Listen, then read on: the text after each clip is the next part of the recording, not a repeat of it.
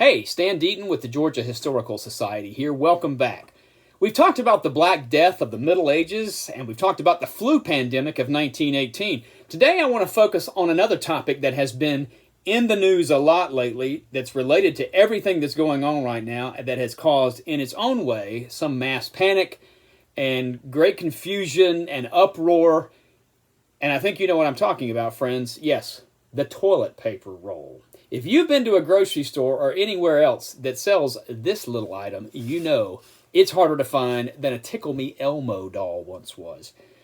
And it got me to thinking about how something that is so important in modern society and yet so easily overlooked. If you've ever been, even before this pandemic, if you've ever been in a public toilet and discovered too late that there wasn't any toilet paper in the stall with you, you know how important this small item can be. So I thought I would talk a little bit about the history of toilet paper today, because it's not something we learn about. What did the Founding Fathers, for instance, use when they went to the necessary, as they called it? Not surprisingly, the Chinese invented paper, and they were the first ones to put it to this use in the privy. Rice paper was used as toilet paper and actually manufactured for the Chinese imperial family in the 14th century. But you can go all the way back. Not surprisingly, humans have used anything literally that they could hold in their hand as a form of toilet paper.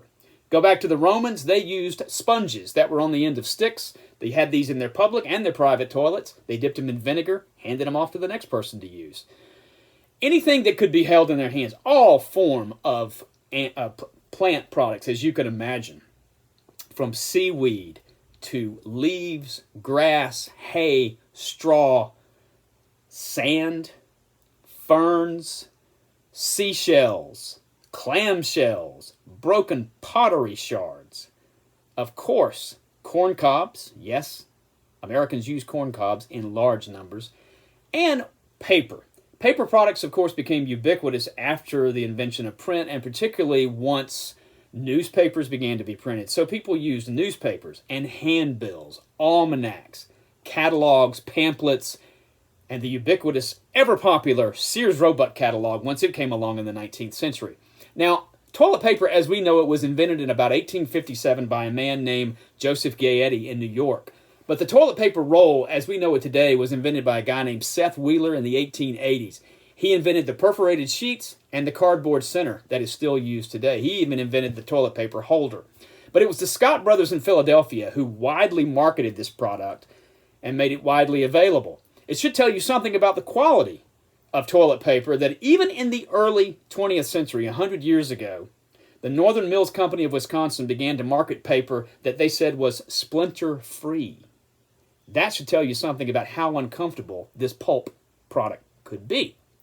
Now, if you've watched This Old House and you've seen the master plumber Richard Trethewey, you know that modern indoor plumbing has the famous S-drain in it. It traps sewer gases from coming back in your house, but also anything that's flushed down modern sewage has got to be flushable, because the modern plumbing can easily back up.